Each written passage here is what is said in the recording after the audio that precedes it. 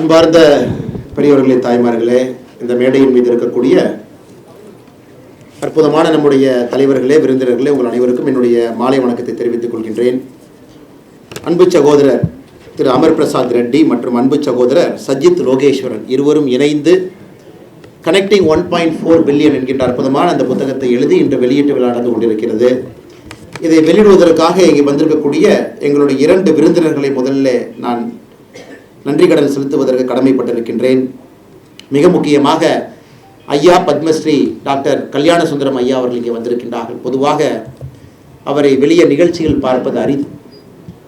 நம்ம தமிழிசேக்கா பேசும்போது ஒரு வார்த்தையை சொன்னாங்க, நான் நேரம் குறைவாக இருப்பறனால உங்கள் எல்லாத்துக்கும் பாலம் ஐயாவை தெரியும், நான் நேரடியாக போயிடுறேன் அப்படின்னு.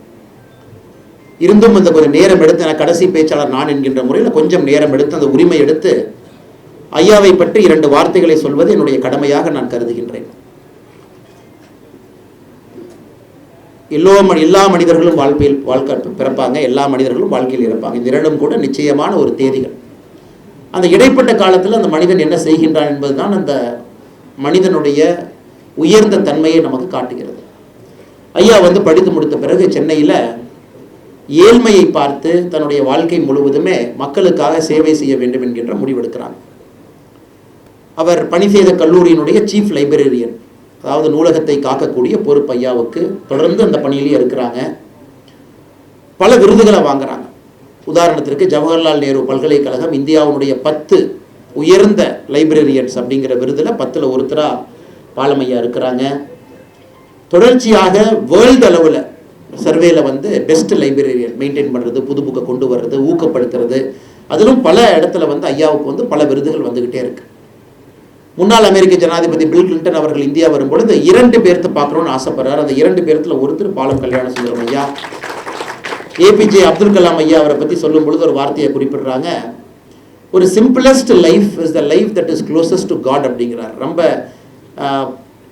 எந்தவித ஆடம்பரமும் இல்லாமல் ஒரு சிக்கனமான ஒரு வாழ்க்கை, எல்லா விதத்திலும் கூட அது கடவுளுக்கு அருகில் இருக்கக்கூடிய வாழ்க்கையை அது பாலம் கல்யாண சுந்தரம் ஐயா அது போன்ற ஒரு வாழ்க்கையை வாழ்றாங்க அப்படின்னு ஏபிஜே அப்துல் கலாம் ஐயா அவர்கள் இவங்களுக்கு ஒரு சான்றிதழ் கொடுக்குறாங்க. ஏன் சூப்பர் ஸ்டார் ரஜினிகாந்த் அவர்கள் ஐயா அவர்களை தன்னுடைய தந்தை அப்படிங்கிற ஒரு வார்த்தையை பயன்படுத்துகிறாங்க. பாலம் கல்யாண சுந்தரம் ஐயா என்னுடைய தந்தை. ஒரு பல விஷயம்.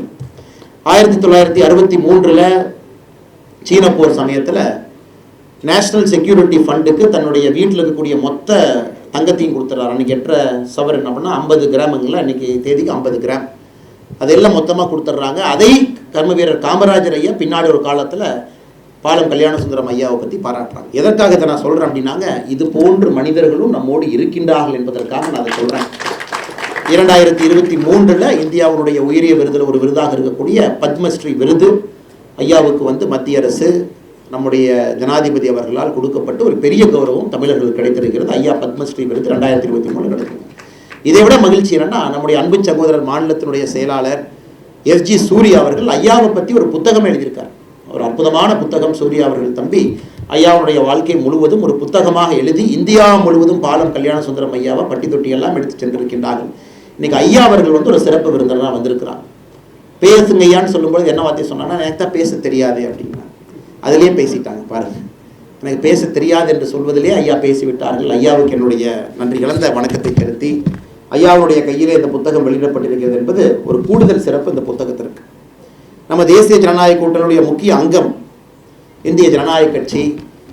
இந்த கட்சியினுடைய கொள்கை ஆரம்பத்திலிருந்தே ஒரு மிக வித்தியாசமான ஒரு கொள்கை. ஓட்டுக்கு பணம் இல்லை, ஜனநாயகம் அடுத்த கட்டம் செல்ல வேண்டும் என்றால் குடும்ப அரசியல் அடியோடு அறுக்கப்பட வேண்டும், நிறைய விஷயங்களை முன்னெடுத்து அதை ஒரு கொள்கையாக. இன்றைக்கி பார்த்தீங்கன்னா, ஐயா நீங்கள் தேர்தலில் போட்டிடுங்க அப்படின்னா போட்டியிட கூட ஒரு விருப்பம் தெரிவிக்கல. இல்லைங்க, அப்பா அரசியலில் இருக்காங்க, நானும் போட்டியிட்டால் தப்பாக போயிடும், நம்முடைய கொள்கையை அது கட்சியை நான் நடத்துகிறேன், அந்த பொறுப்பு, ஆனால் தேர்தல் நான் போட்டியிட மாட்டேன் என்று பல தார்மீகமான பர்சனல் கொள்கைகளை வச்சிருக்கிறாங்க. SRM பல்கலைக்கழகம் நிறைய நிறுவனங்களை நடத்தி கொண்டிருக்கின்றார்கள். குறிப்பாக இந்த நூலாசிரியர் அமர் பிரசாத் ரெட்டி அவர்களுக்கு ஒரு நெருக்கமான தோழராகவும் கூட இருக்கக்கூடிய அருமை அண்ணன் டாக்டர் ரவி பச்சமுத்து அவர்கள் இங்கே வந்திருக்கின்றார்கள். இந்திய ஜனநாயக கட்சியினுடைய தலைவர். அவர்களுக்கும் இந்த நேரத்தில் நன்றி கலந்த வாழ்த்துக்களை வணக்கங்களை தெரிவித்து, அக்கா தமிழிசை சவுந்தரராஜன் அவர்கள் வரும்பொழுதெல்லாம் இந்த அரங்கத்திற்கு ஒரு புதிய அதிர்வு. கட்சியில் திரும்ப மறுபடியும் இணைந்த பொழுது இதே அரங்கத்தில் இணைஞ்சாங்க. இன்றைக்கி இது 2வது நிகழ்ச்சி இந்த அரங்கத்தில். அதுவும் குறிப்பாக அருமை சகோதரர் அமர் பிரசாத் ரெட்டி அவருடைய புத்தக வெளியீட்டு விழாவுக்கு நேரம் தவறாமல் வர வேண்டும் என்று வந்தது மட்டுமல்ல, அந்த முழு புத்தகத்தை படித்துவிட்டு பலவிதமான அனுபவங்களும் நம்மகிட்ட சொல்லியிருக்கிறாங்க. ஒன்று, கட்சியினுடைய முன்னாள் தலைவராக, இந்த கட்சியினுடைய இந்நாள் மூத்த தலைவராக, அது மட்டும் இல்லாமல் அவர்கள் கவர்னராக பணியாற்றிய பொழுது இந்த புத்தகத்தில் எழுதப்பட்டிருக்கக்கூடிய விஷயங்களை எப்படி நுணுக்கமாக பிராக்டிக்கலாக ஃபீல்டில் பார்த்தாங்க. அவர் பேசும்பொழுதே நமக்கு தெரிந்தது, நிச்சயமாக அந்த புத்தகத்தை முழுமையாக படித்துவிட்டு உணர்ந்து ஆராய்ந்து அக்கா பேசுகின்றார்கள் என்பது இங்கே இருக்கக்கூடிய எல்லோருக்குமே புலப்பட்டது. அதனால் அக்கா அவர்கள் இந்த புத்தகத்தை வெளியிட்டிருக்கின்றார்கள். அவர்களுக்கும் இந்த நேரத்தில் என்னோட நன்றி கலந்த வாழ்த்துக்களை வணக்கங்களை தெரிவித்துக் கொள்கின்றேன். மிக முக்கியமாக இந்த புத்தகத்தை வெளியீடு செய்த இதனுடைய பதிப்பாளர் அண்ணன் ஸ்ரீனிவாசன் அவர்கள். எத்தனையோ பேருக்கு தெரியுமான்னு தெரியலைங்க, இது 125 ஆண்டுகள் அலையன்ஸ் பதிப்பகம், 125 இயர்ஸ். அப்படின்னா நம்ம சுதந்திரத்துக்கு முன்னாடி 50 ஆண்டுகள் இந்த அலையன்ஸ் இருந்திருக்கு.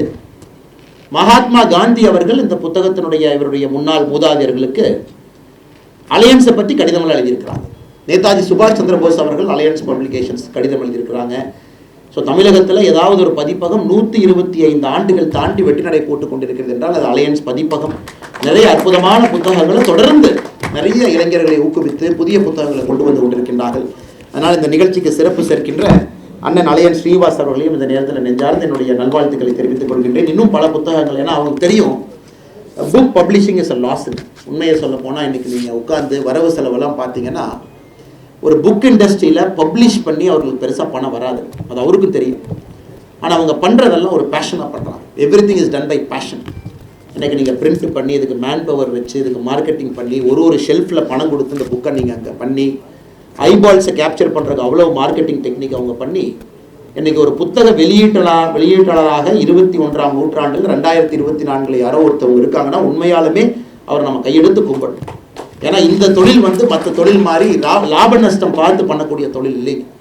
இது புலி மேலே உட்காந்து அந்த புலியை ஓட்டிட்டு போகிற தொழில் மாதிரி. 10 புக்கு விற்கும், 2 புக்கு விற்காது. அதையெல்லாம் தாண்டி அந்த ஆசை, அந்த புத்தகத்தின் மீது இருக்கக்கூடிய ஆசையின் காரணமாக தான் இன்றைக்கி நிறைய பப்ளிஷர் இருக்கிறாங்க. அதில் ஒன்று நம்முடைய அலையன் ஸ்ரீனிவாசன் அண்ணா அவர்கள். அதற்காக மறுபடியும் உங்களுக்கு என்னுடைய நன்றி கலந்த வாழ்த்துக்களை வழங்குகளை இந்த நேரத்தில் தெரிவித்துக் கொள்கின்றேன். முன்னிருக்கையில் அமர்ந்திருக்கக்கூடிய எல்லா நம்முடைய அன்பு தலைவர்கள் எல்லோரும் இருக்கின்றார்கள். நம்முடைய மூத்த தலைவராக இருக்கக்கூடிய அண்ணன் சக்கரவர்த்தி அண்ணன் இருக்கிறாங்க, அவருக்கு நன்றி கலந்த நல்வாழ்த்துக்கள்.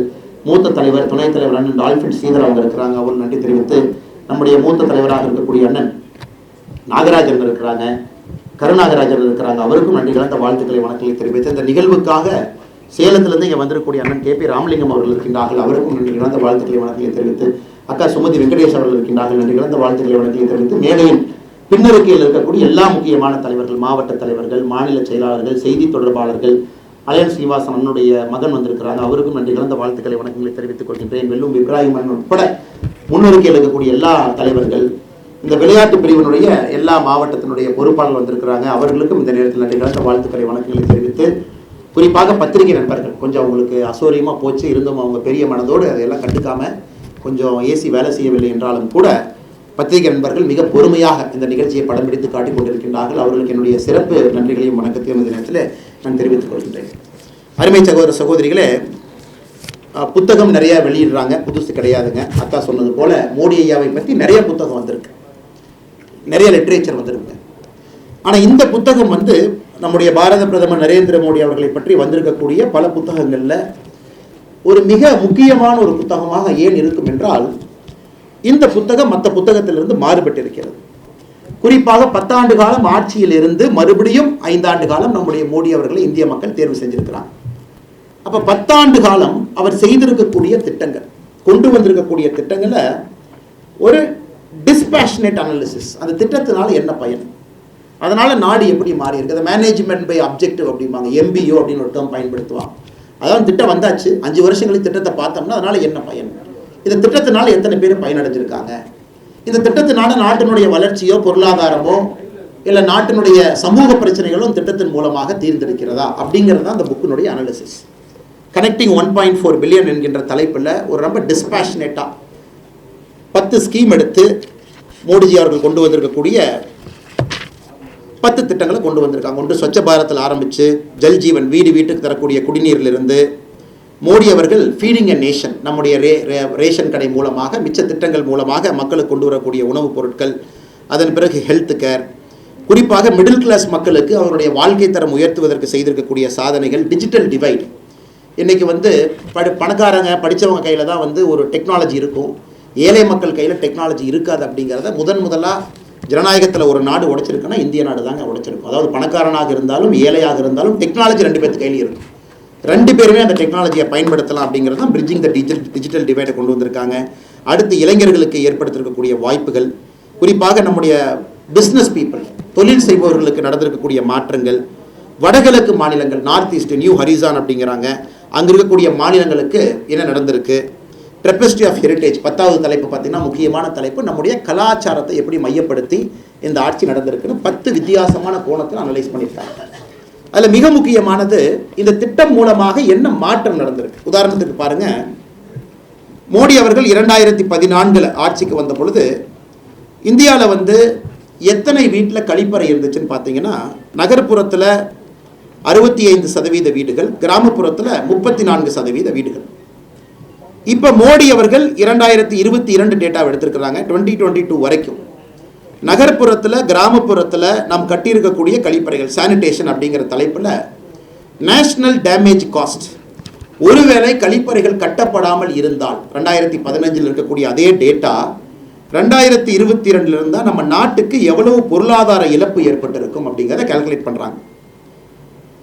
பர்சன்டேஜ் ஆஃப் ஜிடிபி இது பார்த்தீங்கன்னா கிட்டத்தட்ட இந்த ஜிடிபியே $4 ட்ரில்லியன் ஜிடிபி, இதில் 8% டேமேஜ் காஸ்ட் நமக்கு வந்திருக்கும். அப்படின்னா நீங்கள் 4.1 ட்ரில்லியனில் 8% போட்டு பாருங்கள், அவ்வளவு சுகாதாரம் சம்பந்தப்பட்ட பிரச்சனைகள் நமக்கு வந்திருக்கும். மருத்துவமனைக்கு போயிருப்போம், செலவு பண்ணியிருப்போம். ஸோ இதுதான் இந்த அனாலிசிஸ், டேமேஜ் காஸ்ட். இதனால் என்ன மாற்றம், ஒரு டாய்லெட் கட்டி இருக்கிறனால இந்தியாவில் என்ன மாற்றம் வந்திருக்கு, கிராமப்புறத்தில் எந்த மாற்றம் வந்திருக்கு அப்படிங்கிற அளவில் இந்த புக்கை கொண்டு போயிருக்காங்க. அதே போல் எல்லா வீடுகளுக்கும் நாம் குடிக்கிற தண்ணி பைப்பு மூலமாக குடிக்கிறோம் அப்படிங்கிறோம். ஒரு நோபல் லாரெட் மைக்கேல் கிரெமர் அவங்கள கோட் பண்ணுறாங்க.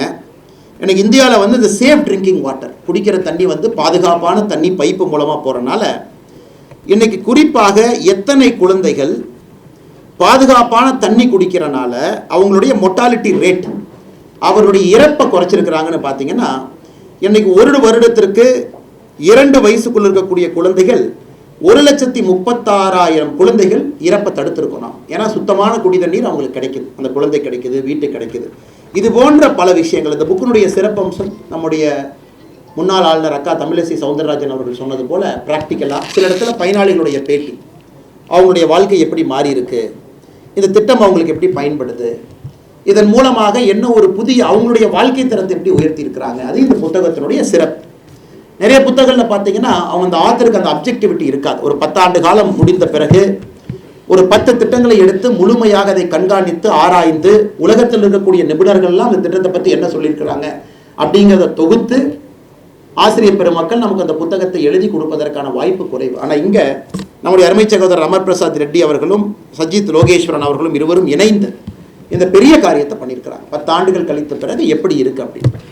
இது நிறைய பேருக்கு ரொம்ப முக்கியங்க. இன்னைக்கு அரசியலை பொறுத்த வரைக்கும் 5 ஆண்டுகளுக்கு ஒரு முறை மக்களை நம்ம பார்க்கும்பொழுது மக்கள் எப்பொழுதும் கேட்கறது புதுசாக என்ன பண்ண போறீங்க அப்படின்னு.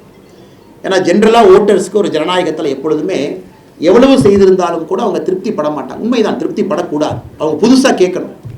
ஏன்னா திருப்தி பட்டுட்டாங்க அப்படின்னா நம்ம அடுத்த இடத்தை நோக்கி நகர்வதற்கான வாய்ப்பு இல்லை என்ற அர்த்தம். எப்பொழுதுமே வாக்காளர் பெருமக்கள் கேட்கணும், அடுத்து என்ன பண்ண போறீங்க, என்ன செஞ்சீங்க அப்படிங்கிறத தாண்டி அடுத்து என்ன செய்ய போறீங்க அப்படின்னு. So politics is always forward looking. இப்போ செஞ்சிருப்போம், அடுத்த 5 வருஷங்க, அடுத்த 5 வருஷங்க, இப்படியே தான் அரசியல் போகும். அப்படி இருந்தாலும் கூட நாம் செய்திருப்பது மக்களுக்கு பிரயோஜனமா இருக்கா இல்லையா அப்படின்னு யாராச்சும் ஒரு அனாலிசிஸ் பண்ணணும். அது அன்று நடந்திருக்கு.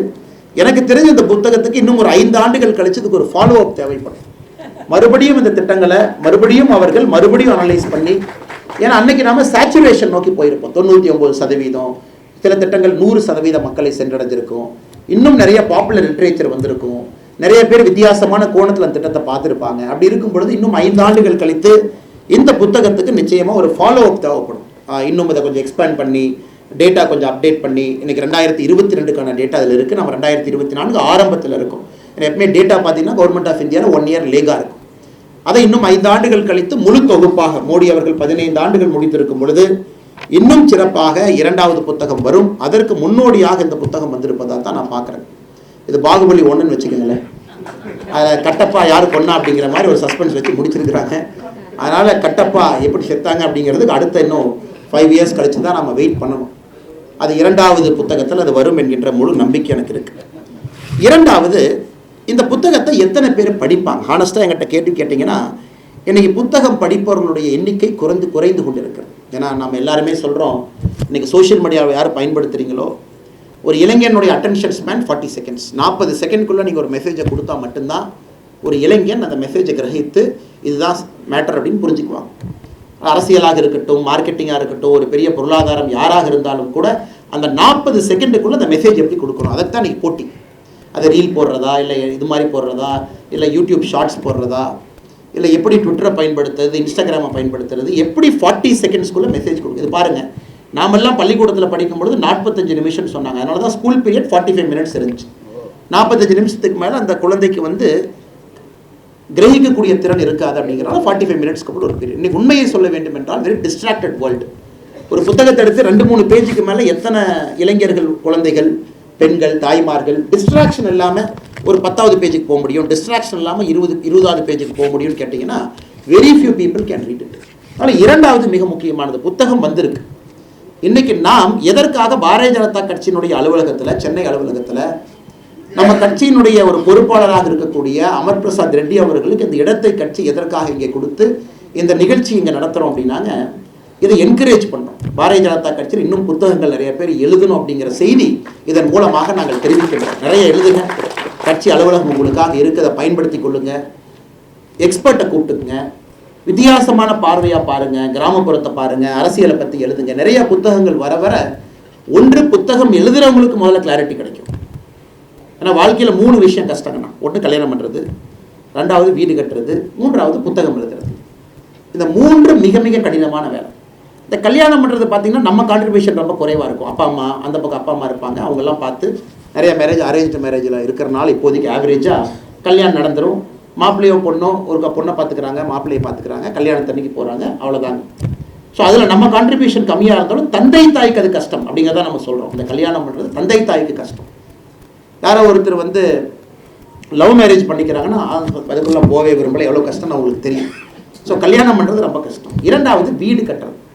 நீங்கள் வீட்டை ஆரம்பிக்கும் போது ஒரு மாதிரி போவீங்க, வீட்டை முடிக்கும் போது ஒரு மாதிரி போவீங்க. ஆரம்பித்ததுக்கு முடித்ததுக்கு சம்மந்தமே இருக்காது. காரணம், காலம் மாறி இருக்கும், சூழ்நிலை மாறி இருக்கும். அவங்க தான் பல்ல கடிச்சிட்டு அந்த வீட்டை கட்டி முடிச்சிருப்பாங்க. 3வது புத்தகம் எழுதுவது. ஏன்னா புத்தகம் பார்த்தீங்கன்னா உண்மையை சொல்ல வேண்டும் என்றால் யார் இங்கே புத்தகம் எழுதியிருக்கின்றீர்களோ நீங்கள் ஆரம்பித்தது ஒரு மாதிரி இருக்கும், இடையில தாட்டு மாறும், கொஹரன்ஸ் மாறும். நீங்களே பாதி புத்தகம் எழுதுனதுக்கப்புறம் உங்களுக்கே உங்கள் புத்தகத்தை பிடிக்காது, மறுபடியும் புத்தகத்தை முதல்லேருந்து எழுதுவீங்க. பப்ளிஷர் நிறையா பிரச்சனை பண்ணுவாங்க. ஸோ ஒரு புத்தகம், முதல் புத்தகம் வந்து ரொம்ப கடினம். ஏன்னா 2வது 3வது உங்களுக்கு வந்துடும். ஏன்னா you know the tricks of the trade. அதனால் 3 கடினமான விஷயங்கள் வாழ்க்கையில். அதில் மிக முக்கிய கடினம் இந்த புத்தகத்தை எழுதுவது. அந்த புத்தகத்தை எழுதக்கூடிய சாதனையை செய்திருக்கக்கூடிய இருவருக்கும் என்னுடைய நெஞ்சார்ந்த நல்வாழ்த்துக்களை இந்த நேரத்தில் தெரிவித்துக் கொள்கின்றேன். இன்னும் நிறைய புத்தகத்தை எழுதுங்க, நிறைய விஷயங்களை பாருங்கள், வித்தியாசமான ஒரு கோணத்தில் பார்வையில் பாருங்கள். அதையெல்லாம் பார்த்தால் மட்டும்தான். நிறைய லிட்ரேச்சர் வேணும் சார். தமிழ்நாடு பொறுத்த வரைக்கும் இன்றைக்கி நாம் இருக்கக்கூடிய அந்த சித்தாந்தம், நாம் சார்ந்திருக்கக்கூடிய சித்தாந்தம், நாம் செய்யக்கூடிய அரசியல் வெற்றி பெற வேண்டும் என்றால் நிறைய லிட்ரேச்சர் இந்த பக்கம் வரணும். திராவிடியன் பாலிடிக்ஸ் பார்த்தீங்கன்னா லிட்ரேச்சர் அதிகமாக இருக்குது, நிறையா இருக்குது. கிட்டத்தட்ட 70 ஆண்டு காலமாக நிறைய புத்தகங்கள் எழுதியிருக்கிறாங்க, பேச்சுக்கள் இருக்குது. ஸோ நிறைய பப்ளிக் கன்சம்ஷன் இருக்குது. ஸோ இந்த பக்கம் நீங்கள் அவர்களை தாண்டி நீங்கள் அரசியலை ஜெயிக்க வேண்டும் நினச்சிங்கன்னா இந்த பக்கம் லிட்ரேச்சர் நிறையா வரணும், புத்தகங்கள் நிறையா வரணும், நிறைய எழுத்தாளர்கள் உருவாகணும், நிறைய பேச்சுக்கள் பப்ளிக் ஃபோரத்தில் இருக்கணும். இது போன்ற மேனேஜ்மெண்ட் அப்ஜெக்டிவ் MBO ஒரு திட்டத்தை எடுத்து அனலைஸ் பண்ணி மக்களுக்கு ரத்தின சுருக்கமாக எதற்கு இது முக்கியமான திட்டம் என்று சொல்லும் அளவுக்கு ஒரு புத்தகம் இருக்கணும். அதனால் இளைஞர்கள் நிறைய நீங்கள் புத்தகத்தை எழுத வேண்டும் என்கின்ற அன்பான வேண்டுகோளை இந்த நேரத்தில் வைக்கின்றேன். கடைசியாக பத்திரிகை நண்பர்கள் வந்திருக்கிறாங்க. அரசியல் பேசணும், அரசியல் பேசாமல் நாம் இருக்க முடியாது. ஏன்னா புத்தக வெளியீட்டு விழாவாக இருந்தாலும் கூட பத்திரிகை நண்பர்களுக்கும் நம்முடைய அன்பு சொந்தங்களுக்கும் கூட சில விஷயங்களை தெரிவுபடுத்துவதற்கு ஒரு வாய்ப்பு. இன்னைக்கு தமிழிசைக்கா அலுவலகத்துக்கு வந்தாங்க. அதே நேரத்தில் இன்னொரு தலைவர் அலுவலகத்துக்கு வந்தார். அண்ணா அங்கே இருக்கிறாங்க. அண்ணா இப்போ தான் திருநெல்வேலியிலேருந்து வர்றேன், உங்களுக்காக அல்வா வாங்கிட்டு வந்திருக்கேன்னு அல்வா கொடுத்தாங்க. சரிங்கண்ணா, ரைட், அந்த அல்வாவை பிரிங்க, இது எல்லாத்தையும் இப்போவே சாப்பிடுவோம். அதனால் அக்கா காரணம் நான் இல்லை, அல்வா கொடுத்தவர் அவர் தான் திருநெல்வேலியிலேருந்து அல்வா கொண்டு வந்தார். அப்போவே அந்த அல்வாவெல்லாம் உடைச்சி நாம் அனைவரும் அமர்ந்து சாப்பிட்டு விட்டு வந்தோம்.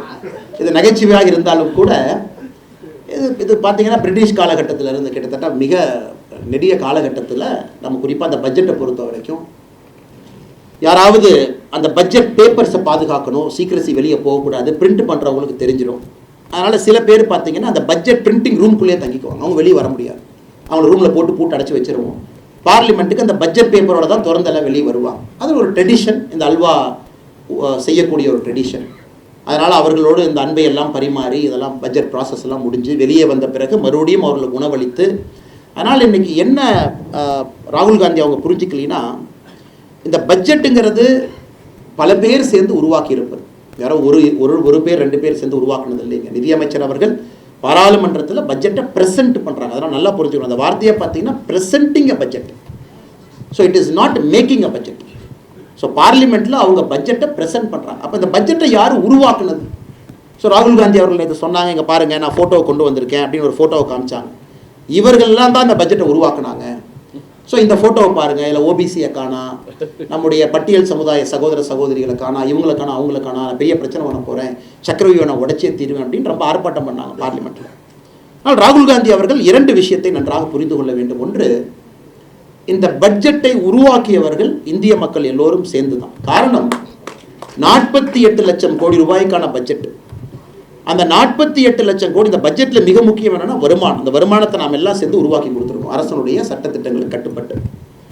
அதை பல பேர் பல ப்ராசஸ் இன்ட்ராக்ஷனில் கவர்மெண்ட்டுக்கு வந்து பல விதத்தில் போகுது. ஒரு மினிஸ்ட்ரியும் டிமாண்ட் வைப்பாங்க, ஒரு அமைச்சரவையும் கேட்பாங்க, அதெல்லாம் போகும். சிஐஐ வைப்பாங்க. நம்ம போன்ற சாதாரண மக்கள் நாங்கள் ஏகப்பட்ட சஜஷன் நாம் கொடுக்குறோம், கட்சி சார்பாக பொதுமக்கள் கொடுக்குறீங்க. அதெல்லாம் போன பிறகு அது பல லெவலில் டிஸ்கஸ் ஆகி அது பட்ஜெட்டுன்னு ஒன்று உருவாகி அதை ப்ரெசென்ட் பண்ணுறாங்க. ஆனால் ராகுல் காந்தி அவர்களை பொறுத்தவரை அவர் என்ன நினச்சிட்டாங்கன்னா, அது காங்கிரஸ் கட்சி ஆஃபீஸ்ன்னு நினச்சிட்டார்.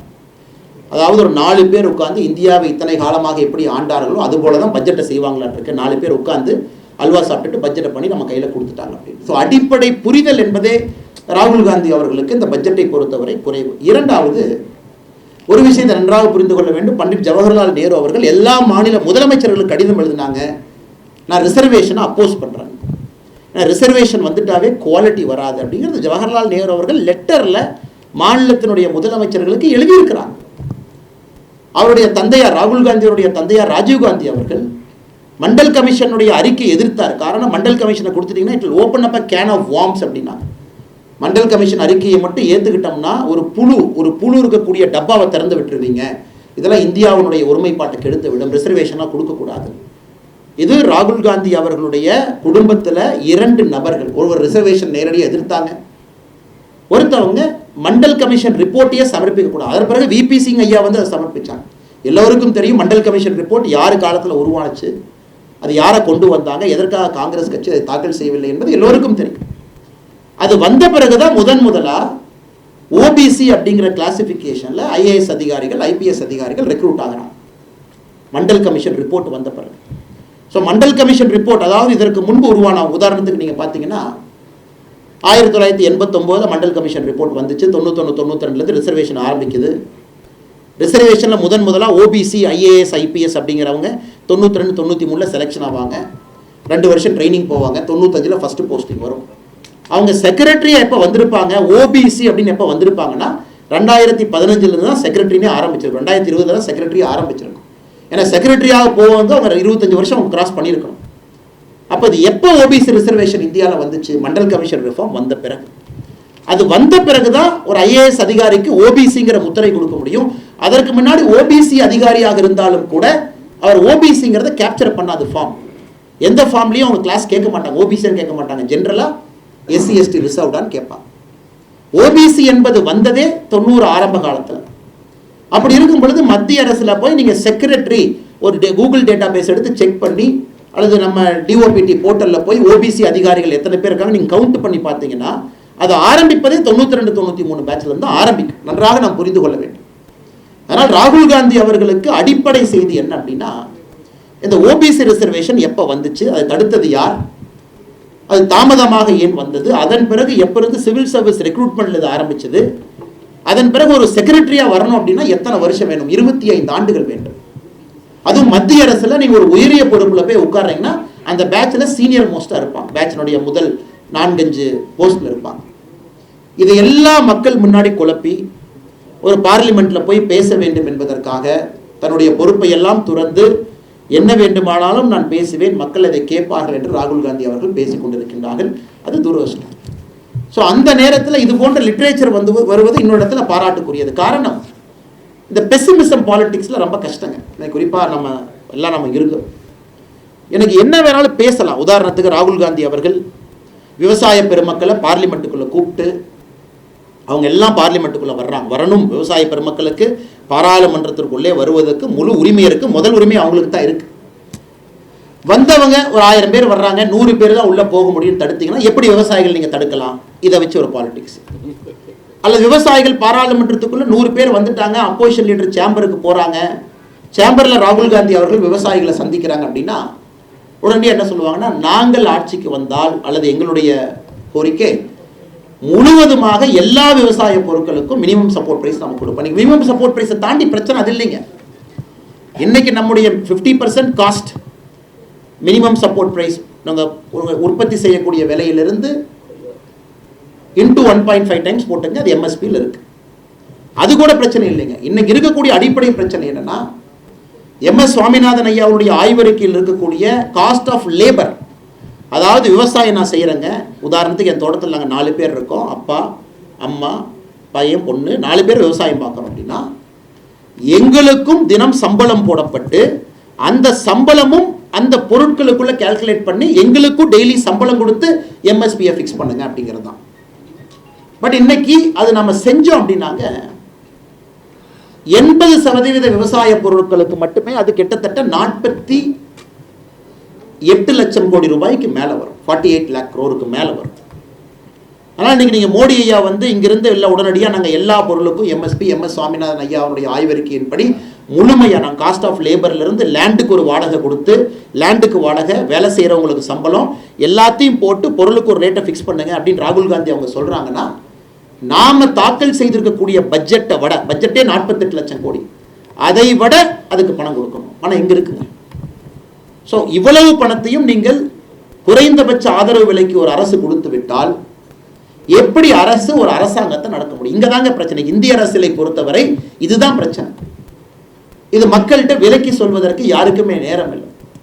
ராகுல் காந்தி அவர்கள் பார்லிமெண்ட்டில் சொல்கிறாங்க, நாங்கள் வந்தோம்னா எல்லாம் செஞ்சுருவோம், உடனே செஞ்சுருவோம். ஆனால் பார்லிமெண்ட்டில் எப்படிங்க செய்வீங்க? பணம் எங்கே இருக்குது தெரியாது. நாங்கள் வந்தவுடன் எல்லாருக்கும் 1 லட்சம் ரூபாய் நாங்கள் கொடுத்துருவோம். அப்போ கிளாசிஃபிகேஷன் ஆஃப் புவர் என்ன? சுரேஷ் டெண்டுல்கர் கமிட்டி ரிப்போர்ட் எடுத்துங்க. சுரேஷ் டெண்டுல்கர் கமிட்டி ரிப்போர்ட் வந்து கிட்டத்தட்ட 40 கோடி புவருங்கிறாங்க. இதற்கு முன்னாடி இவங்களுடைய ஆட்சியில் வந்திருக்கக்கூடிய வேறு வேறு அறிக்கை எடுத்தீங்கன்னா குறைந்தபட்சமாக வந்திருப்பதே 21 லட்சம் கோடி புவர் அப்படிங்கிறாங்க. அப்போ நீங்கள் ஒருத்தருக்கு நாங்கள் 1 லட்சம் ரூபாய் கொடுக்க போகிறோம். எந்த கமிட்டி ரிப்போர்ட் எடுத்து அந்த கமிட்டியில் வந்திருக்கக்கூடிய குறைந்தபட்சமாக அவங்க சொல்லியிருக்க ஒரு நம்பர் எடுத்தால் 21 லட்சம் கோடி ரூபாய் வேணும். ஆனால் பட்ஜெட் போடுறதே 48 லட்சம் கோடி. அதில் 3 லட்சம் கோடி ரூபாய் பெண்களுக்கும் குழந்தைகளுக்கும் ஒதுக்கப்பட்டிருக்கிறது. 1,52,000 கோடி ரூபாய் விவசாய பெருமக்களுக்கு, டிஃபென்ஸுக்கு 1.5 லட்சம் கோடி, எஜுகேஷனுக்கு 90,000 கோடி, 50,000 கோடி, ஹெல்த்துக்கு, இதெல்லாம் நீங்கள் கூட்டு கழித்து பார்த்தா ஒரு நாட்டை நடத்தணும். அதனால் நாட்டை நடத்த தகுதி இல்லாதவர்கள், நாட்டை நடத்த தெரியாதவர்கள் வாய்க்கு வருவதை பேசுவது தான் ராகுல் காந்தி அவருடைய பேச்சு.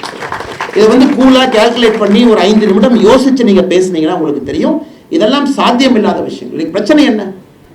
ஏழைகளுடைய கையில் பொருளாதாரத்தை எப்படி கொண்டு போய் நிறையா சேர்த்துறது உண்மையான பிரச்சனை இருக்காது, சரி பண்ணணும். அதற்கு பாராளுமன்றத்தை பயன்படுத்த வேண்டும். எப்படி அவங்களுக்கு பண்ணுறது? அவங்க சம்பாதிக்கக்கூடியது எப்படி டபுள் பண்ணலாம், எப்படி மோர் இன்கம் அவங்க கையில் கொடுக்கலாம். ஆனால் 1 லட்சம் ரூபா நான் கொடுப்பேன், எத்தனை பேருக்கு கொடுப்பீங்க? பதில் கிடையாது. எல்லா விவசாய பெருமக்களுடைய கோரிக்கை ஏற்று குறைந்தபட்ச ஆதரவு விலை நான் கொடுத்துருவேன், 48 லட்சம் கோடி ரூபாய்க்கு மேல் ஆகும், பதில் கிடையாது. அதனால் அன்பு சகோதர சகோதரிகளே, இன்னைக்கு இந்திய அரசியல் பார்த்தீங்கன்னா அதை நோக்கி போயிட்டு இருக்கு. அதான் மோஸ்ட் டேஞ்சரஸ். என்ன வேண்டுமானாலும் பேசலாம், அதுக்கு 4 சியர் லீடர் இருக்காங்க. நிர்மலா சீதாராமன் அவங்க பார்லிமெண்ட்டில் இருக்கிறாங்க. ராகுல் காந்தி அவர்கள் சொல்கிறாங்க, இந்த மாதிரி அல்வா எல்லாம் நீங்கள் வந்து அல்வா கிண்டுறீங்க, அங்கே வந்து ஏன் ஓபிசி இல்லை, ஏன் எஸ்சி இல்லை, ஏன் எஸ்டி இல்லை? அடிப்படை அரசியல் அறிவு இருக்கக்கூடிய யாருக்கும் கூட தெரியும். நம்ம சொன்ன மண்டல் கமிஷன் ரிசர்வேஷன் எப்போ ஓபிசிங்கிற கிளாசிஃபிகேஷன் வந்துச்சு எல்லாருக்கும் தெரியும். இப்போ நிர்மலா சீதாராமன் மேடம் அவங்க சிரிக்காமல் அழுவாங்களான்னு நான் கேட்குறேன். ராகுல் காந்தி அவங்க கேட்டதுக்காக சரி நம்ம ஒப்பாரி வச்சு அழுவோம் பார்லிமெண்ட்டில், யாராக இருந்தாலும் சிரிக்கத்தான் செய்வாங்க. உடனே எப்படி மாத்துறாரு? சிரிக்கிறாங்க பார்த்தீங்கல்ல. இது அமெரிக்காவில் ஓக்கிசம் அப்படின்னு சொல்லுவாங்க. ஓக்கிசம்னு ஒரு புதிய வார்த்தை அமெரிக்காவுடைய பல்கலைக்கழகத்தில் பிரபலமாகி கொண்டு இருக்கிறது. ஓக்கிசம், ஓக் அப்படிம்பாங்க. அப்படின்னா என்ன வேணாலும் அவங்க பேசலாம். நீ பேசுறது தப்புன்னு சொன்னால் அது எப்படி என் கருத்துரிமையை நீ நசிக்கலாம்னு சொல்லிட்டு திரும்ப அந்த குரூப் கேட்கும். அதனால தான் அமெரிக்காவில் யாரும் பேசுறதுக்கே போறது இல்லை. நீங்கள் 4 பேர் ஆர்ப்பாட்டம் பண்ணிட்டு இருப்பான், ஏன்னா அவனுக்கு அறிவு இல்லையா, இதெல்லாம் எப்போ எதுக்கு ஆர்ப்பாட்டம் பண்ணேன்னு கேட்டால், அப்போ என் கருத்து சுதந்திரத்தை நீ மதிக்கலையா, என் குரல் வழி நீ அறுக்கிறையா, அப்போ உடனே இவன் மேலே அட்டாக் பண்ணுங்கன்னா எல்லாரும் சேர்ந்து இவனை வில்லன் ஆக்கிடுவாங்க. இந்த ஓக் கிரவுட். எனக்கு ராகுல் காந்தி அவர்கள் இந்த ஓக்கிசத்தினுடைய தலைமை தலைவராக இருக்கிறார். இந்த ஓக்கிசம் குரூப்பினுடைய முதல் தலைவராக நான் என்ன வேண்டுமானாலும் நான் பேசுவேன். அதுதான் இன்னைக்கு இந்திய அரசினுடைய ஒரு துரதிர்ஷ்டவசமான ஒரு விஷயம்.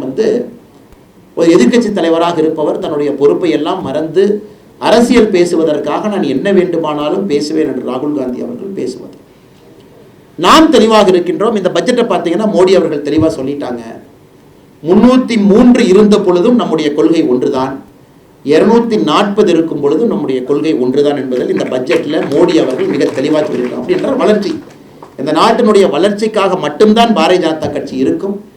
வளர்ந்த இந்தியா 2047 வளர்ந்த பாரதத்திற்கு தான் இந்த பட்ஜெட் அடித்தளம் அமைக்கும் என்பதை மிக தெளிவாக இந்த பட்ஜெட்டில் மற்றும் ஒரு முறை இந்த பட்ஜெட்டில் பத்திரிகை நண்பர்கள் இங்கே இருக்கிறாங்க. ஒரு நண்பர்களுக்கு ஒரே ஒரு விஷயத்தை மட்டும் இந்த நேரத்தில் நான் பகிர்ந்துக்கிறேன்.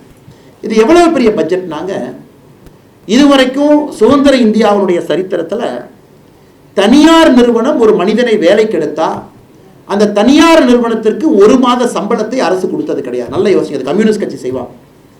இன்னைக்கு ஒரு தனியார் நிறுவனம் இந்தியாவில் இருக்கிறாங்க, தனியார் நிறுவனம், ஃபார்மல் எம்ப்ளாய்மெண்ட் செக்டர், ஒரு சாஃப்ட்வேர் கம்பெனி கமலாலயம் பக்கத்தில் வச்சுக்கலாம். அவங்க அடுத்த மாதம் ரெக்ரூட் பண்ணுற எம்ப்ளாயியில் ஒரு எம்ப்ளாயி ரெக்ரூட் பண்ணுறாங்க அந்த கம்பெனினா அந்த எம்ப்ளாயினுடைய 1 மாத சம்பளத்தை அப்பர் லிமிட்டோட மத்திய அரசு அந்த கம்பெனி கொடுக்கும். ஸோ அந்த ப்ரொடக்ஷன் லிங்க்டு இன்சென்டிவ் இத்தனை காலமாக இருந்துச்சு. நீங்கள் ஒரு பொருள் உற்பத்தி பண்ணீங்கன்னா கமிஷன் இவ்வளோ வரும், அரசு உங்களுக்கு திரும்ப ரிபேட் கொடுக்கும். PLI, இப்போ தமிழ்நாட்டு உற்பத்தி ஆகக்கூடிய பாதி எல்லா செல்ஃபோனும் PLI மூலமாக தான் நடக்குது. இந்த பட்ஜெட்டில் முதலாக எம்ப்ளாயி லிங்க்டு இன்சென்டிவ் ELI நோக்கி நடந்திருக்கக்கூடிய முதல் சவுத் அமெரிக்கன் கண்ட்ரிஸை தாண்டி ஒரு தேசம் என்ன நம்முடைய நாடு. Every employment generated in formal sector 1 month salary upper லிமிட்டோட, அதுக்கு ஒரு கண்டிஷன் வச்சிருக்கிறாங்க. 1 லட்சம் ரூபாயை தாண்டக்கூடாது, 3 இன்ஸ்டால்மெண்ட்டில் 5000 கொடுப்போம் அப்படின்னு. இது எதற்குனா இளைஞர்களுக்கு வேலை வாய்ப்பை வேகமாக இன்னும் உருவாக்க வேண்டும் என்கின்ற அடிப்படை கொள்கை. இப்போ ஒரு தனியார் நிறுவனத்திற்கு வேலை கொடுக்குறாங்கன்னு தெரியும், அப்பா நான் 11 மாதம் சம்பளம் கொடுத்தா போதும், 1 மாதம் சம்பளத்தை மத்திய அரசு எனக்கு கொடுக்கும். இதெல்லாம் பாருங்கள் எவ்வளவு பெரிய விஷயம். இதை நாம் அதிகமாக பேசி இருக்க வேண்டும். அதை தாண்டி 1 கோடி இளைஞர்களுங்க, 1 கோடி இளைஞர்கள், வருஷத்துக்கு 20 லட்சம் பேர், 1 கோடி இளைஞர்களுக்கு இந்தியாவுடைய டாப் 500 கம்பெனியில் அவர்களுக்கு திறன் மேம்பாட்டு பயிற்சி. ஸோ அந்த 1 கோடி இளைஞனுக்கு நேரடியாக 6000 கையில் கொடுத்துட்றாங்க, மாதத்துக்கு 5000 கொடுக்குறாங்க, 12 மாதத்துக்கு 60000 ரூபாய், ப்ளஸ் முதல்ல கொடுத்துருக்கக்கூடிய 6000 ரூபாய். அந்த இளைஞன், அந்த சகோதரி, அந்த 500 டாப் கம்பெனியில் 1 கோடி பேர்த்துக்கு முதலாக நம்முடைய நாட்டில் பட்ஜெட் மூலமாக அவர்களுக்கு இது கிடைக்கும். பாருங்கள் எவ்வளோ பெரிய விஷயங்கள் இந்த பட்ஜெட்டில் இருக்கக்கூடிய விஷயங்கள். அதையெல்லாம் தாண்டி நம்முடைய கட்டமைப்பாக இருக்கட்டும், எதாக இருக்கட்டும், கொஞ்சம் கூட நாம் பேக் அடிக்காமல் அதையெல்லாம் இன்னும் முன்னாடி எடுத்துகிட்டு போயிருக்கோம். இவ்வளோ விஷயங்கள் ஒரு பட்ஜெட்டில் இருக்குது. ஸ்டாலின் ஐயா கேட்குறாங்க, நான் இந்த நித்தி ஆயோக் கூட்டத்துக்கு போக மாட்டேன் அப்படின்னு. ஏங்க ஐயா போக மாட்டீங்கன்னா, தமிழ்நாடுங்கிற பேரை சொல்லாமல் போயிட்டாங்க ஐயா, அதனால் கண்ணில் தண்ணியாக வருது, எப்படி நான் தமிழ்நாட்டினுடைய பெருமையை நான் காப்பாற்றுவேன், நித்தி ஆயோக் கூட்டத்துக்கு போயிட்டேன். சரிங்க ஐயா, 2022 ஏன் போகலை அப்படின்னு கேளுங்க. அதுக்கு எனக்கு அதை சொல்கிறாருன்னா, எங்கள் அப்பாவுடைய நினைவு நாள் பக்கத்தில் வந்துருச்சு, அந்த ப்ரிப்பரேஷனுக்காக இருந்து, அதனால் அப்பா போகலை. சரிங்க ஐயா பரவாயில்ல, 2023 ஏங்க ஐயா போகல, அப்போ ஃபாரின் போயிட்டேன் அப்படிங்கிறார். இந்த மனிதர் இந்தியாவுடைய ஒரு மக்களால் தேர்ந்தெடுக்கப்பட்ட ஒரு முதலமைச்சர். 2021 இவங்க வரும்பொழுது நித்தி ஆயோக் கூட்டம் முடிஞ்சிருச்சு. 2021 மேலே வர்றாங்க, அதற்கு முன்பே நித்தி ஆயோக்னுடைய கவர்னிங் கவுன்சில் கூட்டம் முடிஞ்சிருச்சு. அதனால் 2021 நம்ம விட்டுறலாங்க. 2022க்கு போல, 2023க்கும் போல, 2024க்கு போல. ஸோ இந்த முதலமைச்சர் அவர்கள், நம்முடைய முதலமைச்சர் 3 கூட்டத்துக்கு போல என்ன அர்த்தம்? ஒரு பையன் ஸ்கூலுக்கே போக மாட்டான், ஒரு டீச்சர் அம்மா கேட்பாங்க, ஏன் தம்பி ஸ்கூலுக்கு போகல அப்படி, அம்மா வயிற்று வலி அப்படி. இது திங்கக்கிழமை போன வாரம். இந்த வாரம் போக மாட்டான், ஏன் தம்பி போகல, அம்மா முதுகு வலி அப்படின்னு. அடுத்த வாரம் போக மாட்டான், ஏன் போட்டேன், நீ பூரி சுட்ட, பூரியில் எண்ணெய் அதிகமாக இருந்துச்சு, அதை சாப்பிட்டு எனக்கு வயிறு அப்செட் ஆயிடுச்சு, நான் ஸ்கூல் வேன் ஏற மாட்டேன். எங்கள் வீட்டில் இந்த கதையெல்லாம் நான் பார்க்குறேன் இல்லைங்க. இன்னைக்கு தமிழகத்தினுடைய முதலமைச்சர் மு.க. ஸ்டாலின் அவர்களுக்கு சரியான ஒரு நபர்னா, ஒரு வீட்டிலே பள்ளிக்கூடத்திற்கு போவதற்கு அடம்பிடிக்கக்கூடிய குழந்தைக்கு சமம் தான் தமிழகத்தினுடைய முதலமைச்சர் மு.க. ஸ்டாலின். இதை தாண்டி நான் இன்னொரு குற்றச்சாட்டு வைக்கிறேங்க. அங்கே போனார்னா வண்டவாளம் தண்டவாளம் இந்தியாவில் இருக்கக்கூடிய எல்லோருக்கும் தெரிஞ்சிடும். இது வந்துங்க ரூமை பூட்டிட்டு ஃப்ரண்ட்ல ஒரு ப்ராம்ப்டரை வச்சுக்கிட்டு அவர் ட்விட்டரில் பேசுகிற வீடியோ கிடையாதுங்க. அவர் வீடியோ போடுவார் ட்விட்டரில் அப்பப்போ. அந்த வீடியோவில் பார்த்தீங்கன்னா நிறைய கட்டு இருக்கும். முன்னாடி ஒரு ப்ராம்ப்டர் வச்சுருப்பாங்க. அப்படியே முதலமைச்சர் அதை பார்ப்பார், டப் டப் டப்புன்னு படிப்பார். அதை ஐடிவிங்க எடுப்பான், டப்புன்னு கட் பண்ணி போட்டுருவான். அது நித்தி ஆயோக்கில் லைவ். அத்தனை முதலமைச்சர்கள் முன்னாடி, செக்ரட்டரி முன்னாடி, இந்தியாவுடைய ஆளுமை மிக்க தலைவர்கள் இருக்கக்கூடிய இடத்துல ஒரு முதலமைச்சர் தமிழ்நாட்டை ரெப்ரசன்ட் பண்ணணும். பயத்தின் காரணமாக மட்டும்தான் அவர் நித்தி ஆயோக் கூட்டத்திற்கு செல்லவில்லையோ தவிர தமிழ்நாடு என்கின்ற பேரை பட்ஜெட்ல பயன்படுத்தல, அதுக்காக போல அப்படிங்கிறதெல்லாம் கட்டுக்கதை. ஏன்னா எழுதி கொடுத்து படிச்சா பரவாயில்ல, அது படிச்சிடலாம். அதுக்கப்புறம் கேள்வி கேட்டா பதில் சொல்லணும்ல. நம்ம அண்ணனுக்கு அங்கதான் பிரச்சனை வரும். ஆனால் போனோடனே opening remarks by Tamil Nadu chief minister M K. ஸ்டாலின்ஜினா ஓப்பனிங் ரிமார்க்ஸ் அடிச்சிடலாம். அது எழுதி கொடுப்பாங்க, 7 minutes அடிச்சு பிரிச்சுட்டு வந்துடலாம். ஒன்று இங்கே ஐடிவி டிஎம்கேல சொல்லுவாங்க, தலைவரை பார்த்தியல்ல, என்ன ரகம் பார்த்தியல்ல, எப்படி பேசுகிறாங்க, அதெல்லாம் ஓகே. அதுக்கு 4 பேர் கை தட்டுவாங்க, அது முடிஞ்சிருங்க. இன்ட்ராக்ஷனில் மாட்டுவீங்களா? ஒருத்தர் வந்து ஒரு அமைச்சர் வந்து கேட்பாங்க, மத்திய அமைச்சர், எப்படிங்க சார் இருக்கீங்க, தமிழ்நாட்டில் பரவாயில்லையாங்க சார், இன்ஃபன்ட் மோர்டாலிட்டி ரேட் எப்படி சார் இருக்குது, நாங்கள் ஹெல்த் மினிஸ்டர் ஜே.பி. நட்டா இருக்கு சார், ஏதாச்சும் இம்ப்ரூவ் பண்ணுமா? நம்மளுக்கு தெரியாது என்ன பேசுகிறாங்க. இல்லைங்க சார், நாங்கள் இந்த நித்தி ஆயோக்லேருந்து நான் சிஇஓ பிவிஆர் சுப்பிரமணியம் ஐயா பேசுகிறேன். தமிழ்நாட்டில் எங்கேயாச்சும் சவுத் தமிழ்நாட்டில் எல்லாம் எம்ப்ளாய்மெண்ட் இல்லைன்னு சொல்கிறாங்க, தமிழிசைக்கு அடிக்கடி கம்ப்ளைண்ட் பண்ணுறாங்க, தமிழ்நாட்டில் ஃபுல்லாக நீர் வேளாண்மையே போயிருச்சுங்கிறாங்க, அதுக்கு என்ன சார் பண்ணலாம்? நம்மால் பதில் சொல்லணுமில்ல. அதனால் இவர் தெளிவாக இருக்கிற, போனால் தானே மாட்டுவோம், போகாமல் இருந்தால் எப்படி மாட்டுவோம்? இதை தமிழ்நாட்டு மக்கள் நன்றாக உணர்ந்து கொள்ள வேண்டும். தமிழ்நாட்டு மக்கள் நன்றாக உணர்ந்து கொள்ள வேண்டும். ஸ்கூலுக்கு போனால் தானே பாஸ் ஃபெயிலு, போலினா ஆப்சண்ட்டு தானே, ஆப்சண்ட் நாங்கள் பெரிய ஆள் இல்லை.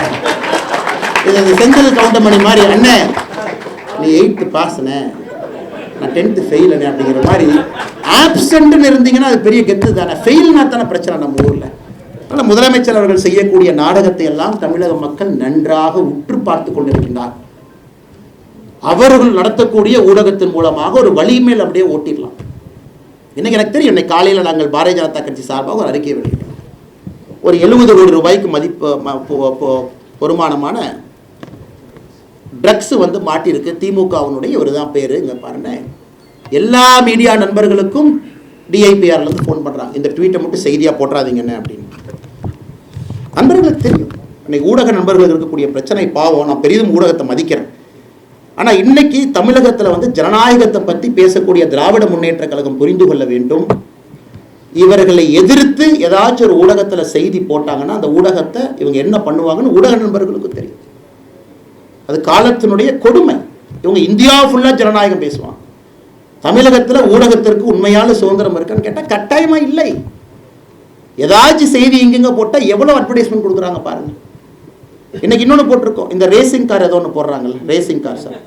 அந்த பார்த்தீங்கன்னா அந்த அகில் ரெட்டின்னு ஒருத்தர் தான் அந்த ரேசிங் கார் எல்லாம் அந்த கம்பெனி நடத்துகிறார். இந்த பொல்யூஷன் கண்ட்ரோல் போர்டு கொங்கு பகுதி, சென்னை முழுசாக ஒரு ஆஃபீஸாக ஏறிட்டு இருக்காங்க.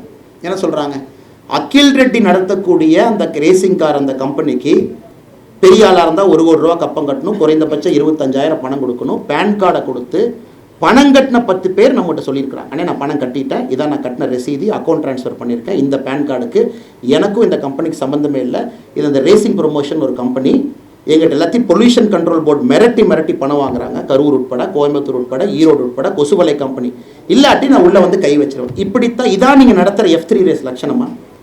சென்னையில் உதயநிதி ஸ்டாலின் பட்டத்தலைவரசர் ஒரு ரேஸ் நடத்தணும்.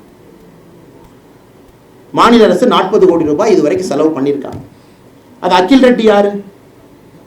ஆந்திர பிரதேசை சார்ந்த ஒருத்தர், ஒரு பெரிய கன்ஸ்ட்ரக்ஷன் கம்பெனியினுடைய மிகப்பெரிய ஒரு ஓனர். நீங்கள் அகில் ரெட்டின்னு கூகுள் பண்ணால் தெரியும் அவங்க அப்பா யாரு. இந்தியாவுடைய பணக்கார வரிசையில் முதல் 5ல் இருக்கிறார் இன்னைக்கு இந்தியாவில். நான் பேர் சொல்ல விரும்பல. அந்த பாண்டெல்லாம் நீங்கள் பார்த்தீங்கல்ல, எலக்ட்ரல் பாண்டெல்லாம், அவர் ஒரு பெரிய குடும்பத்தை சார்ந்தவர். அவர் உதயநிதி ஸ்டாலின் நண்பர். இதை தமிழ்நாடு மக்கள் புரிஞ்சுக்கணும். இதாங்க நம்ம அரசியல். இன்னைக்கு நம்ம பேசுறது இதுதான். இது மக்கள் புரிஞ்சுக்கணும். இந்த F3 ரேஸ் அவங்க நடத்துகிற ரேஸ்னால யாருக்கு என்ன வெங்காயம், என்ன பிரயோஜனம்? வீடு இல்லாதவங்களுக்கு வீடு வருதா? நீ எல்லாத்துக்கும் எல்லா வீட்லையும் தண்ணி கொடுத்துட்டீங்களா? சென்னையில் இவ்வளோ ஸ்லம் இருக்கே, வீடு கட்டி கொடுத்துட்டியா நீ? இல்லை மத்திய அரசுடைய திட்டத்தையெல்லாம் வீட்டுக்கு எடுத்துகிட்டு போய் கொடுத்துட்டியா? இதுக்கு ஒரு F3 காரை ரேஸை கொண்டாந்து நிறுத்துறானுங்க. அது கூட ஒரு 4 பேர் இங்கே நிற்கிறான், 4 பேர் இங்கே நிற்கிறான். அது சம்மந்தம் இல்லாமல் ஒரு தேர்டு பார்ட்டி கம்பெனி வந்து நடத்துது. அந்த கம்பெனி பொல்யூஷன் கண்ட்ரோல் போர்டு போய் மிரட்டி அந்த கம்பெனிக்கு 25,000 1 கோடி ரூபா வரைக்கும் வசூல் பண்ணுறான். அதனால தான் நாங்கள் அறிக்கை விட்டிருக்கின்றோம், அந்த கம்பெனி அக்கௌண்ட்டை பப்ளிஷ் பண்ணட்டும். கடந்த 6 மாத காலமாக அந்த கம்பெனி உதயநிதி ஸ்டாலின் நேர்மைன்னு சொன்னா, திராவிட முன்னேற்ற கழகம் நேர்மைன்னு சொன்னா, அந்த ரேசிங் ப்ரொமோஷன் கம்பெனி நாங்கள் இதோட பேன் கார்டு நம்பரோட கொடுத்துருக்கோம். அந்த கம்பெனி வெளிப்படையாக நாளைக்கு காலையில் இதாங்க 6 மாதம் எங்களுடைய அக்கௌண்ட், இதுக்குள்ள எங்களுக்கு தமிழ்நாட்டுக்குள்ள ₹1 பணம் வரலன்னு சொல்லிட்டு அடுத்த செகண்ட் அரசியல் விட்டு போயிடும். எத்தனை பேர்த்த மிரட்டி புடுங்கி ஊரா போய் பொல்யூஷன் கண்ட்ரோல் போர்டு வச்சு ரைடு விட்டு அந்த பணத்தை எல்லாம் இந்த ரேசிங் கண்ட்ரோல் கம்பெனிக்குள்ள போட வச்சு அதை ஒரு தேர்ட் பார்ட்டி கம்பெனி மாதிரி நடத்தி நீங்க F3 நடத்துறீங்கன்னா வெட்கமா உங்களுக்கு இல்லையான்னு தான் ஒரே ஒரு கேள்வியை கேட்கிறேன். வெட்கமாக இருக்க வேண்டும். இது போன்ற நிகழ்ச்சியை நடத்துபவர்களுக்கு கேட்டால் இது பெருமை. அதை விட இந்த புத்தகத்தில் நாங்கள் கொண்டு வந்திருக்கக்கூடிய திட்டங்கள் பெருமை. கழிப்பறையிலிருந்து, குடி தண்ணீரிலிருந்து, அவர்களுக்கு கொடுத்துருக்கக்கூடிய மருந்திலிருந்து, இதெல்லாம் கஷ்டப்பட்டு கொடுக்குறேன் சார். மக்களுடைய வரி பணத்தை சிந்தாம செதறாம திரும்ப மக்களுக்கு கொண்டு வந்து சேர்த்துற வேலை சாதாரண வேலை இல்லை. அர்த்த சாஸ்திரத்தில் கௌட்டில்யா சொல்றார், கரப்ஷனை டிஃபைன் பண்றார் கௌட்டில்யா. அதாவது ஒரு தேனை எடுத்து ஒருத்தர் கொடுக்குறாரு, கையில் கொஞ்சம் தேன் ஒட்டி இருக்கும், அதை நக்கி சாப்பிட்டா அது கரப்ஷன் இல்லைங்களா? கரப்ஷன் டெஃபினிஷன் அர்த்த சாஸ்திரால கௌட்டில்யா சொல்றார். அதனால் அந்த பணத்தை ஹேண்டில் பண்ணுறவன் கொஞ்சம் அதை சாப்பிட்டுக்கலாம், அதெல்லாம் ஓகே. அவனையும் சாப்பிட வேண்டாம் நீ சொன்னீங்கன்னா கவர்மெண்ட்டே நடத்த முடியாது. ஆனால் கௌட்டில்யாவையே தோற்கடித்து தேனாக இருந்தாலும் அதை வலிச்சு அதை அந்த பாத்திரத்தில் போட்டு நாட்டு மக்களுக்கு கொடுக்கக்கூடிய ஒப்பற்ற ஒரு தலைவர் இருக்காருன்னா பாரத பிரதமர் நரேந்திர மோடி. இவங்க நம்ம கிட்ட ஊழலை பற்றி, ஜனநாயகத்தை பற்றி, ஹியூமன் ரைட்ஸை பற்றி இவங்க பாடம் எடுத்துக் கொண்டிருக்கின்றார்கள். அதனால் பத்திரிகை நண்பர்கள் இருக்கும்போது இந்த செய்தியை சொல்ல வேண்டும் என்பது என்னுடைய ஆசை. அப்படி இருந்தும் பத்திரிகை நண்பர்கள் கஷ்டத்தில் வேலை பார்க்குறாங்க. நடுநிலை தவறாமல் மிகுந்த கஷ்டத்தில் தான் அவங்களுடைய வேலை இருக்குது. ரொம்ப கஷ்டப்பட்டு தான் வேலை பார்க்குறாங்க. நியூஸ் என்ன போடணும் என்ன போடக்கூடாதுன்னு எத்தனையோ மிரட்டினாலும் கூட அதையெல்லாம் தாண்டி இன்னைக்கு பாரதிய ஜனதா கட்சி இந்த அளவுக்கு வளர்ந்து நிற்குதுன்னா தமிழகத்தினுடைய பத்திரிகை நண்பர்கள் தான் காரணம். அது எந்த மாற்று கருத்து இல்லை. அதை தாண்டி அந்த சத்திய சோதனையை தாண்டி அவங்க வேலை செய்கிறாங்க. அதனால தான் நண்பர் அமர் அவர்கள் பேசும்பொழுது அதற்காகத்தான் அந்த வார்த்தையை நான் பேசுகிறேங்க. காரணம், ஒரு பத்திரிகையை குறை சொல்லிட்டு அடிச்சுட்டு போகிறது ரொம்ப ஈஸி. நிறைய பேர் கை தட்டுவாங்க. இன்னைக்கு பார்த்தீங்கன்னா எப்பவுமே பவரை திட்டிட்டீங்கன்னா மக்கள் அதிகமாக கை தட்டுவாங்க. போலீஸை திட்டணும், பவர் யார்கிட்ட இருக்கோ அவங்களை திட்டினா தான் எதிர்கட்சிக்கு எப்பொழுதுமே கைத்தட்டல்கள் அதிகமாக கிடைக்கும். போலீஸை திட்டு, ஜேர்னலிஸ்ட்டை திட்டு, கவர்மெண்ட்டை திட்டு மக்கள் எப்போ பாராட்டுவாங்க. ஆனால் அந்த பத்திரிகையை திட்டுவதற்கு முன்பு நாம் ஒரு விஷயத்தை உணர்ந்து கொள்ள வேண்டும். எவ்வளவு கடினமான ஒரு சூழ்நிலையில் பத்திரிகை நண்பர்கள் வேலை பார்க்குறாங்க. அதிலும் பாரதிய ஜனதா கட்சிக்கு ஒரு பெரிய ஊடக வெளிச்சத்தை கொடுத்துருக்குறாங்க. அதிலும் குறிப்பாக அமர் பிரசாத் ரெட்டி போன்றவர்களுக்கு ஒரு பெரிய ஊடக வெளிச்சத்தை நம்முடைய பத்திரிகை நண்பர்கள் கொடுத்துருக்குறாங்க. அதில் நிறைய பிரச்சனைகள் வரத்தான் செய்யும். ஏன்னா இப்போ ஆத்தரை பற்றி 2 வார்த்தை சொல்லி நான் முடிச்சுக்கணும். காரணம் அதை பற்றி சொன்னால் தப்பாக போயிடும். இப்போ நிறைய பேர் சொல்லுவாங்க அண்ணாமலை வந்து அமர் பிரசாத் ரெட்டி க்ளோஸ் அப்படின்னு. உங்களுக்கு தெரியும், இன்னைக்கு தமிழிசேக்கா தான் கட்சி கூட்டு வந்தது. ஸோ இந்த ஒரு பெரிய உண்மையை வந்து இன்னைக்கு தமிழிசேக்கா தன்னுடைய சொந்த வாயிலேயே சொல்லிட்டாங்க. தமிழிசேக்கா தான் திருமணமும் செஞ்சு வச்சாங்க, அதுவும் அக்காவே இன்னைக்கு சொல்லிட்டாங்க.